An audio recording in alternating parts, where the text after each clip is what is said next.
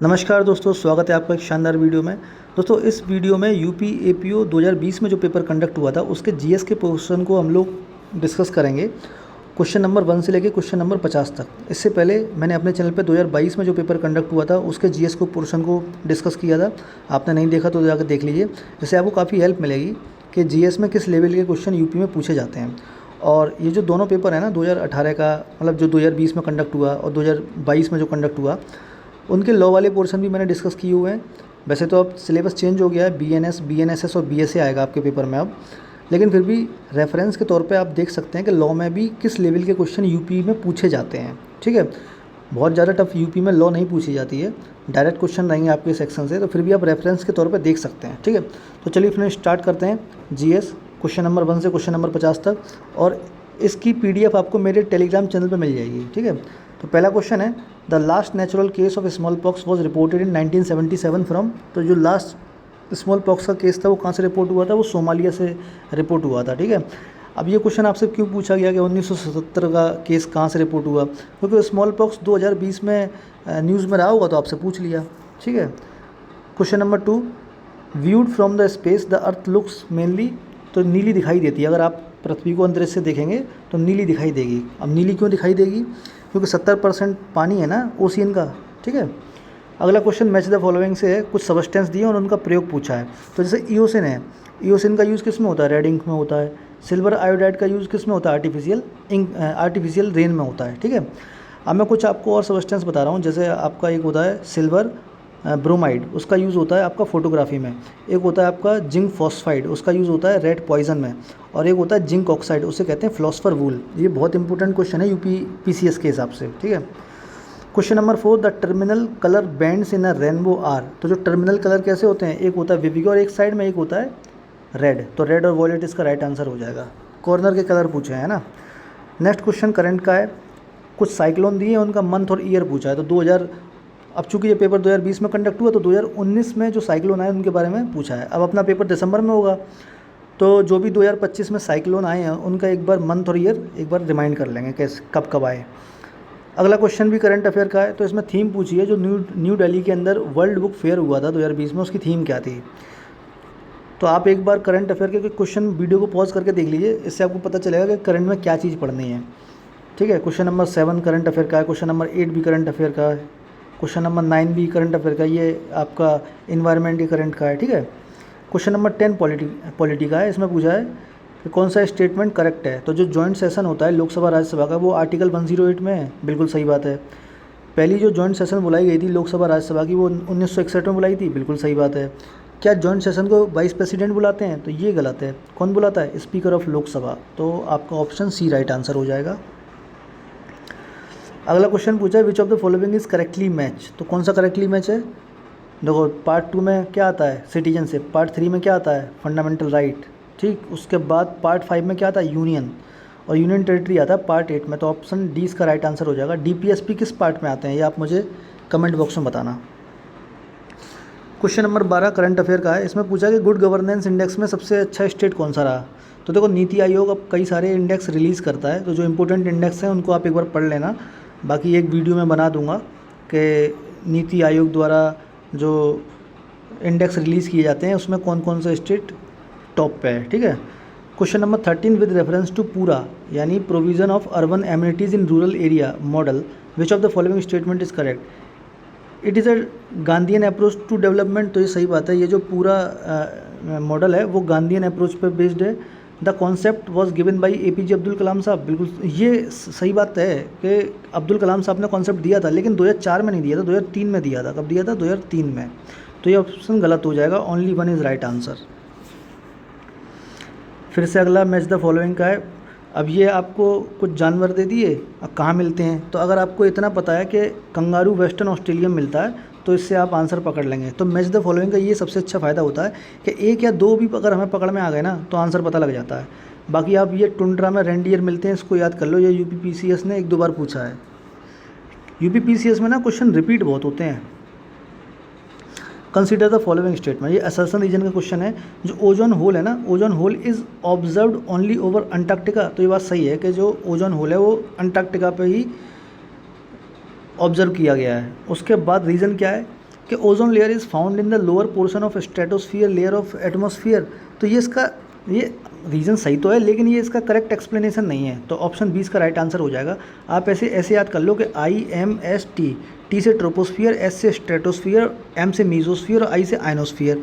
तो जो ozone layer है ना वो इसके स्ट्रेटोस्फियर के लोअर पार्ट में मिलती है। अच्छा, अगर मैं आपसे पूछूं कि एयरक्राफ्ट जो एरोप्लेन वगैरह होते हैं कहाँ उड़ते हैं, तो ये उड़ते हैं स्ट्रेटोस्फियर में, और जितनी भी मौसम संबंधी घटनाएं होती हैं वेदर की, वो सब ट्रोपोस्फियर में होती हैं। ये आपसे पूछा जाता है क्वेश्चन में। अगला क्वेश्चन सेंसस से है। देखो सेंसस से इसी पेपर में 3-4 क्वेश्चन पूछे हैं, तो सेंसस अच्छे से पढ़ के जाना। जो 2025 में पेपर होने वाला है दिसंबर या जनवरी में, पूछा है कि 2011 में जो सेंसस हुई उसके अकॉर्डिंग सबसे कम पॉपुलेशन डेंसिटी कहाँ की थी, तो अरुणाचल प्रदेश की थी। ठीक, अगला क्वेश्चन 17, ये भी देखो सेंसस का ही है। तो इस बार जो पेपर कंडक्ट होगा उसमें आप अच्छे से सेंसस को पढ़ लेना। अगला क्वेश्चन है question number 18, which of the following is not correctly match. तो कौन सा करेक्टली मैच नहीं है? देखो idea of history RG Collingwood की, सही बात है। डिक्लाइन ऑफ द वेस्ट, ये कार्ल मार्क्स की नहीं है, ये ओसवाल्ड की है। किसकी है? ये ओसवाल्ड की। तो ये इसका राइट आंसर हो जाएगा। बाकी what is history EH car की है। ए स्टडी ऑफ हिस्ट्री, ये AJ टोनबी की है। ठीक है, ऑप्शन बी इसका गलत है, मतलब यही आंसर हो जाएगा। अगला क्वेश्चन है क्वेश्चन नंबर 19, ये आर्ट और कल्चर का है। Which among the following is not a part of stupa architecture. तो जंगा इसका पार्ट नहीं होता है। बाकी ये 3 अंड, मेधी, हर्मिका, ये तीनों स्तूपा आर्किटेक्चर के पार्ट होते हैं। ठीक है, इसे रट लेना, रिपीट होते हैं ना क्वेश्चन, तो हो सकता है रिपीट हो जाए आपका। कृष्णदेवराय किससे संबंधित था? ये तुलुप डायनेस्टी से था। जो विजयनगर एम्पायर था वो 4 उसमें बैठ गया था ना, संगम, सालुब, तुलुप और अराविडू। तो अब आपको करना क्या है, जो संगम डायनेस्टी है उसका फाउंडर कौन था, उसका लास्ट रूलर कौन था, अराविडू का कौन था, और सालुब का कौन था, तुलुप का कौन था। कृष्णदेवराय सबसे महानतम शासक था पूरे विजयनगर का। ठीक है, जैसे इसमें एक था देवराय प्रथम, एक देवराय द्वितीय था, तो ये किसके थे, ये आप पढ़ लेना सारा। क्वेश्चन नंबर 21 कह रहा है कि कौन सा स्टेटमेंट करेक्ट है। तो अकबर ने जो जजिया हटाया था हिंदू से, क्या वो 1565 में हटाया था? 1565 में नहीं हटाया था, 1564 में हटाया था। ठीक है, तो ये दूसरा वाला सही हो जाएगा, तो ओनली 2। अब मैं अकबर के 2-3 काम बता देता हूँ जो ढंग के कुछ इसने 2-3 काम किए थे। एक तो था इसने दास प्रथा का अंत किया था 1562 में। ठीक है, 1562। दूसरा, इसने दीन इलाही धर्म की स्थापना की थी 1582 में। और एक और है इसका 1571 में इसने क्या किया था, फतेहपुर सीकरी की स्थापना की थी, और दिल्ली से राजधानी अपनी आगरा बनाई थी 1571 में। तो ये 3 तो आप याद कर ही लो, आ ही जाते हैं कभी कभी। ठीक है, यूपी के फेवरेट टॉपिक में से एक हैं ये UPPCS के। क्वेश्चन नंबर 22 कह रहा है, जो बुक है ना थॉट ऑन पाकिस्तान, किसने लिखी? तो बाबा साहिब ने लिखी। अब ये क्रोनोलॉजिकल ऑर्डर पूछा है ट्रिटी का। तो जो ट्रिटी ऑफ इलाहाबाद हुई थी 1765 में हुई थी, किसके बीच में हुई थी? तो ट्रिटी ऑफ इलाहाबाद में एक तरफ था रॉबर्ट क्लाइव और दूसरी तरफ था आपका शाह आलम द्वितीय। ठीक है, और 1765 में ही इलाहाबाद ट्रिटी का जो सेकंड पोर्शन था उसमें एक तरफ रॉबर्ट क्लाइव था और दूसरी तरफ था आपका ये अवध का नवाब शुजाउद्दौला। ठीक है, ट्रिटी ऑफ अमृतसर रंजीत सिंह के साथ हुई थी 1809 में। ट्रिटी ऑफ सलवाई 1782 में मराठाओं के साथ हुई थी, और ट्रिटी ऑफ मैंगलोर 1784 में मैसूर के साथ हुई थी। ठीक है, 1784 मैसूर में हैदर अली था उस टाइम। तो इसका आप क्रोनोलॉजिकल ऑर्डर आप निकाल लेंगे ईयर के हिसाब से। ठीक, who among the following was the second satyagrahi. तो दूसरे सत्याग्रही कौन थे इंडिविजुअल सत्याग्रह के? ये थे जवाहरलाल नेहरू। व्यक्तिगत सत्याग्रह के दूसरे सत्याग्रही जवाहरलाल नेहरू थे, पहले थे Vinoba Bhave. Consider the following event and arrange these in chronological order. देखो दूसरा क्वेश्चन क्रोनोलॉजिकल ऑर्डर का हिस्ट्री सही है। तो मोपला विद्रोह 1921 में हुआ। तेबागा आंदोलन कब हुआ? ये हुआ आपका 1946 से 47 में, बारदोली 1928 में और चंपारण 1916 में। ठीक है, अब और भी आप सत्याग्रह याद कर लो, जैसे एक संथाल था, एक चुआर विद्रोह था। ठीक है, और बाइकोम सत्याग्रह था। ये कई सारे सत्याग्रह हैं, इतिहास में रहे हैं। कुछ जनजातीय विद्रोह रहे, कुछ किसान आंदोलन रहे, जैसे पवना विद्रोह हुआ, आपका एक नील विद्रोह हुआ। तो इन सबको ना आप ईयर वाइज याद कर लो, UPPCS के फेवरेट टॉपिक में से एक हैं ये। नेक्स्ट क्वेश्चन साइंस का है, पूछ रहा है कि कौन सा स्टेटमेंट इसमें सही है। तो जो मूवमेंट होता है ना फूड का अपने डाइजेस्टिव सिस्टम में, वो इनवॉलेंट्री होता है, बिल्कुल सही बात है, अनैच्छिक होता है। हमारी मर्जी से फूड अंदर नहीं जाता है, हम खाते हैं तो वो अपने आप जाता है। हार्ट बीट होती है जो, क्या वो हमारी इच्छा पे होती है? नहीं, हमारी इच्छा से कुछ नहीं होता। हम सो रहे होंगे तब भी हार्ट बीट चालू रहेगी। तो इसमें आप सेकंड को एलिमिनेट कर देंगे तो आपको ऑप्शन पकड़ में आ जाएगा, ऑप्शन नंबर ए। 26 हो गया, 27 देखो। अब पेप्सिन क्या है? अब पूछा कौन सा इसमें गलत मैच है। देखो जहाँ कहीं लिखा रहे ना विच of the following is not correctly match या करेक्टली मैच, तो उस पर ना आप अंडरलाइन कर लो, तो आपको ध्यान रहेगा कि आपको पकड़ना कौन सा है, सही पकड़ना है या गलत पकड़ना है। ठीक है, तो पेप्सिन है, पेप्सिन एंजाइम होता है। पेप्सिन कहाँ से रिलीज़ होता है? देखो पेप्सिन होता है ये बाइल जूस से, बाइल जूस निकलता है आपका पेनक्रियास से। ठीक है, बायोटीन क्या है? बायोटीन विटामिन है। बायोटीन कौन सी विटामिन होती है? B7, और इसे विटामिन एच भी कहते हैं। क्या कहते हैं? Vitamin H. ठीक है, याद कर लेना। उसके बाद RNA को क्या कहते हैं? पॉलीमर कहते हैं, बिल्कुल सही बात है। लेकिन ये हार्मोन कोलेस्ट्रॉल जो है वो हार्मोन नहीं होता, तो इसे काट दो आप, तो ये गलत हो गया। तो आपको नॉट करेक्टली मैच देखना था तो पकड़ में आ गया। RNA की फुल फॉर्म आप मुझे उसमें बताओ कमेंट बॉक्स में, कई बार पूछी गई है RNA और DNA की फुल फॉर्म।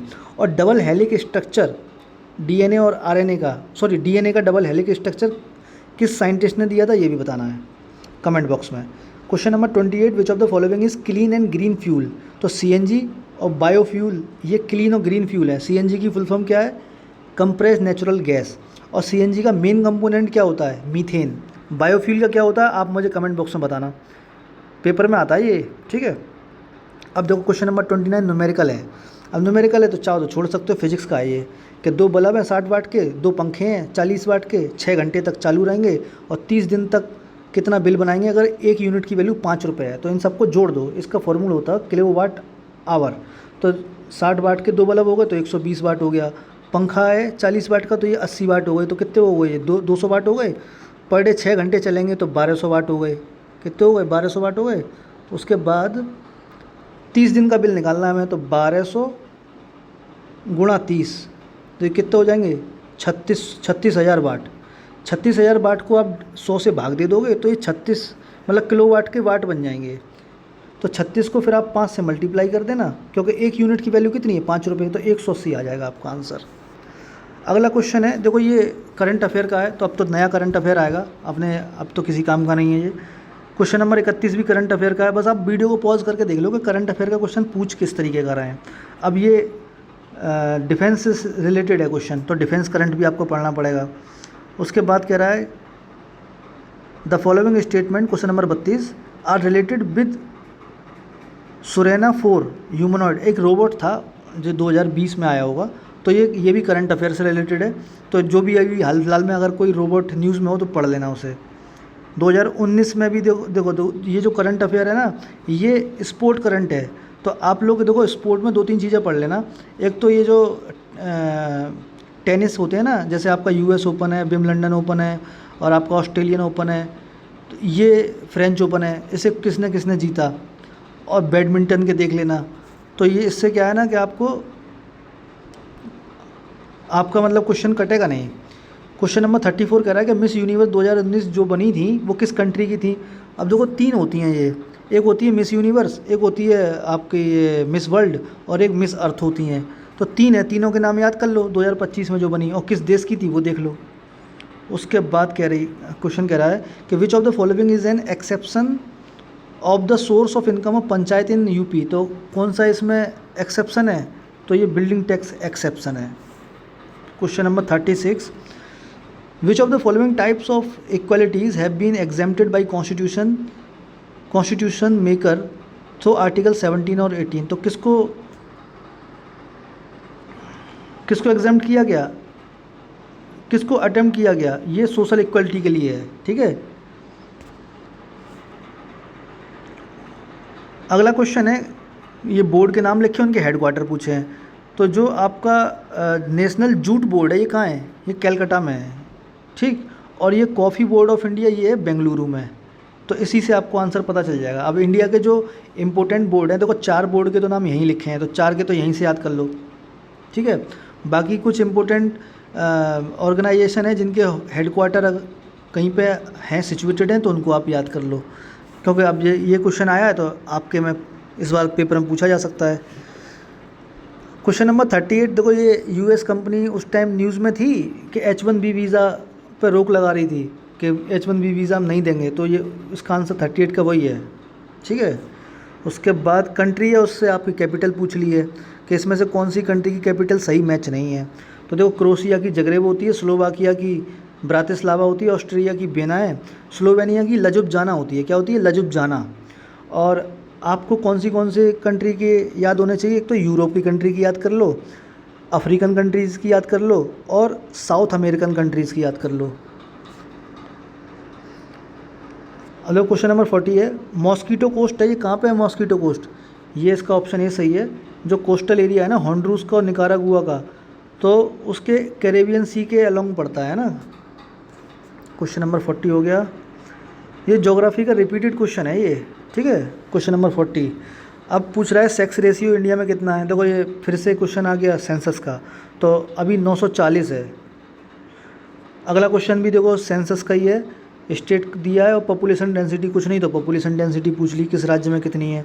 लेकिन इसमें क्वेश्चन पूछा है कौन सा इसमें सही मैच नहीं है, तो आपको सेंसस 2011 पढ़ के जाना अच्छे से। अब पूछ रहा है कि which of the following is not correctly match, तो इसमें जगह का नाम दिया और स्टेट पूछा। जैसे हाथी गुम्पा है वो उड़ीसा में है, हाथी गुम्पा से खारवेल का वो मिलता है ना अभिलेख, तो खारवेल का हाथी गुम्पा बहुत फेमस है और ये उड़ीसा से मिलता है। और नागार्जुन पहाड़ी कहाँ है? ये बिहार में है, बिहार के जहानाबाद ज़िले में। एलोरा महाराष्ट्र में। बाघ कहाँ है? बाघ की गुफाएं मध्य प्रदेश में। अब इसमें पूछा है कि which of the following ruler is not related with Maurya. Maurya जो मौर्य राजवंश था उससे कौन संबंधित नहीं? तो बिंबिसार नहीं है। बिंबिसार किससे है? बिंबिसार है हर्ण्यक वंश से, ठीक है। ये हर्ण्यक वंश का संस्थापक था। तो हर्ण्यक वंश में थे तुम्हारे बिंबिसार था, एक आपका कालाशोक था, ठीक है, अजातशत्रु था, 3 थे इसमें। बिंबिसार का पुत्र अजातशत्रु के बाद था कालाशोक। ऐसे ही आप 2-3 और याद कर लेना। एक हर्ण्यक वंश था, हर्ण्यक वंश के बाद आया आपका ये शिशुनाग वंश, शिशुनाग वंश के बाद आया आपका नंद वंश, नंद के बाद आया मौर्य, मौर्य के बाद आया शुंग, और शुंग के बाद आया कन्वा, ठीक है। ऐसे क्रोनोलॉजिकल ऑर्डर कभी कभी पूछा जाता है यूपी के एग्ज़ाम्स में। बादशाहनामा किसने लिखा? तो ये लिखा अब्दुल हामिद लाहौरी ने, ठीक है। अब्बुल फजल ने क्या लिखा था? आईन अकबरी। गुलबदन बेगम, देखो ये गुलबदन बेगम ना हुमायूं की बहन थी, और इसने हुमायूं का किला वो है नहीं दिल्ली के अंदर, हुमायूं टॉम, इसी ने बनवाया था गुलबदन बेगम ने। तो इसका आंसर क्या हो जाएगा? Option D, Ustad Hamid Lahori, Abdul Hamid Lahori. When Queen Elizabeth granted a royal charter to trade in the East to East India Company, कब दिया था? ये दिया था आपका 31 दिसंबर 1600 को, ठीक है। मैं 2000 बोल रहा हूँ। खैर आगे चलते हैं। अब ये लिस्ट दी है और आपसे मैच द फॉलोइंग पूछा है। तो देखो जो ग्वालियर में थे वो सिंधिया थे, इंदौर में होलकर थे, नागपुर में भोंसले थे। अब याद करने की देखो मैंने अपनी ट्रिक क्या बनाई है, जीएस, जैसे हम जीएस पढ़ते हैं ना, तो जी से क्या है ग्वालियर, एस से सिंधिया। ऐसे ही अब चूँकि हम लोग लॉ के स्टूडेंट हैं तो नॉन अवेलेबल वारंट इशू होता है ना, तो एनबीडब्ल्यू बोलते हैं। तो देखो एन से नागपुर और बी से क्या है भोंसले। आप लोग कोई ट्रिक बनाना चाहो बना लो। एक और थे इसमें, देखो इसमें तो 4 ही दिए हैं, एक पेशवा और थे, ठीक है। पेशवा कहाँ थे? पेशवा पुणे में। With reference to Vaikom Satyagraha which statement is correct. तो ये क्या त्रावणकोर में शुरू हुआ था? बिल्कुल सही बात है। क्या ये सॉल्ट टैक्स के अगेंस्ट था? तो ये सॉल्ट टैक्स के अगेंस्ट नहीं था, ये एक तरीके से टेम्पल एंट्री मूवमेंट था। जो डिप्रेस क्लास थे ना उनका मंदिर प्रवेश आंदोलन था केरला के अंदर। तो ऑप्शन ए सही हो जाएगा, ओनली 1 इज़ करेक्ट। अब पूछा है इसमें कौन सा इसमें करेक्टली मैच नहीं है।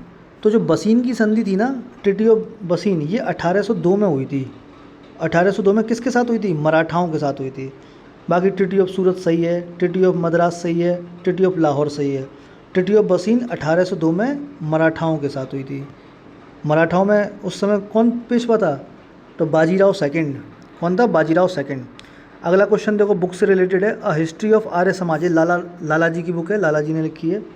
स्वामी दयानंद सरस्वती की देखो एक बहुत फेमस बुक है सत्यार्थ प्रकाशन। कौन सी? सत्यार्थ प्रकाशन। स्वामी श्रद्धानंद ये तो एजुकेशनिस्ट थे, ठीक है। गुरुकुल कांगड़ी से संबंधित है, इनका संबंध है इनका गुरुकुल कांगड़ी से हरिद्वार में। तो इस तरीके से आपके 50 क्वेश्चन पूरे हुए हैं। अगर आपको कोई क्वेरी है, कुछ आपको पूछना है, कोई चीज़ समझ में नहीं आई और आप घर पे बैठ के मतलब प्रिपरेशन कर रहे हैं, तो आप मुझे डायरेक्ट मेरे इंस्टाग्राम पे मैसेज करके भी पूछ सकते हैं। और ये पीडीएफ मैं अपने टेलीग्राम चैनल पर शेयर करूँगा। तो इस वीडियो डिस्कशन में बस इतना ही था। Thank you.